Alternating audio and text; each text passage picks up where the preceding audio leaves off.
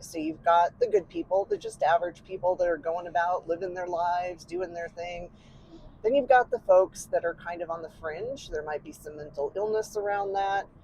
And then you've got the folks that are just gone. They've checked out, they're living their life, they're off doing their thing, they're not interacting with anybody else. The dead are sort of divided into those same type of categories. So you've got the folks that are going to cross over, really don't have a lot of interaction here. Totally fine. They come back and forth as they want to from whatever it is that they choose to do next. And then you've got the folks that are just here, like the woman that I ran into in the haunted hotel who was shocked when she realized she could see me. They seem to just sort of hang out here at some point. Maybe they chose to do that, or maybe they're stuck. Again, it's not my job to cross them over. If they've made a choice to be here, unless they're bothering the living, keep on keeping on, man. That's your choice. You do what you want to do for you. But then you run into that other group of people who are not good. They're not nice. Maybe they were bad people in life and they've died and they weren't, I don't know, advanced or open minded enough to be able to move on to whatever comes next. And so they're stuck here doing things that aren't good. For instance, I was staying at a hotel traveling for work in Wyoming, and it was a fairly new hotel. The hotel itself was new, but we're talking about Wyoming, and I was in Casper, which is a really old city. A lot of shit went down in Casper over the years, and killings, and we're talking about the old Wild West, not necessarily any crime that's happened in the last 200 years. So I keep feeling like I'm being watched. This is a really common thing that people feel when they have an entity or a haunting in their house, is the feeling of being watched. That's not okay. Just like you wouldn't want somebody looking in your windows, you don't want dead people hanging around like that either. If the only point of them being present is to wreak havoc or cause chaos, no, they need to go. So the first day, I put it out of my head as thinking, okay, well, maybe there are dead people around here and I'm just not paying attention. The second day, I actually looked for cameras in my room because I wasn't necessarily thinking that it was someone who was dead. The third day, however, I was still asleep and I woke up to my blankets being jerked.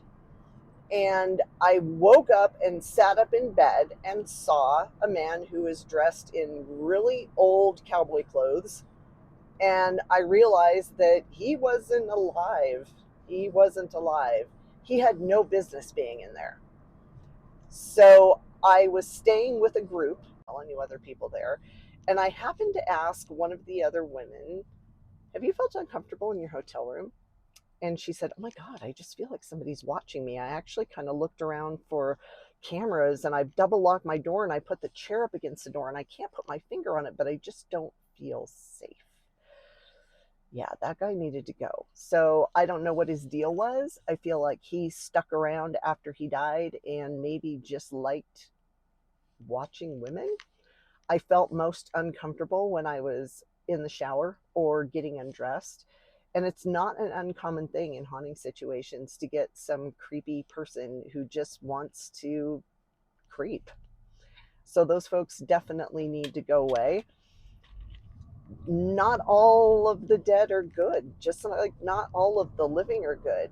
And so in those situations when clients call and say, I feel like I'm being watched, I feel like I'm being watched in certain parts of my house, it doesn't have to get as bad as it did where he was literally pulling the blankets off of my bed. Scared the crap out of me. But they definitely need to go. And so that's when it's important to call somebody like me that can get rid of them, or at least learn to do a clearing on your house. It's not a hard thing to do. Happy to teach people how to do it. I don't charge for this type of thing because I think it's a basic human right for people to feel safe in their homes. But yeah, the dead can actually cause actual damage, up to and including touching inappropriately. I had a client who was actually assaulted by something that no one else could see. And unfortunately, she went a number of years having instances like that on a random basis because no one would believe her. It was not all in her head. So there are things that can be done. Like I said, I've never had a situation where my guide said no when it was a dead person who was acting inappropriately with a living person. So boundaries, people. Got to even have boundaries from the dead people sometimes.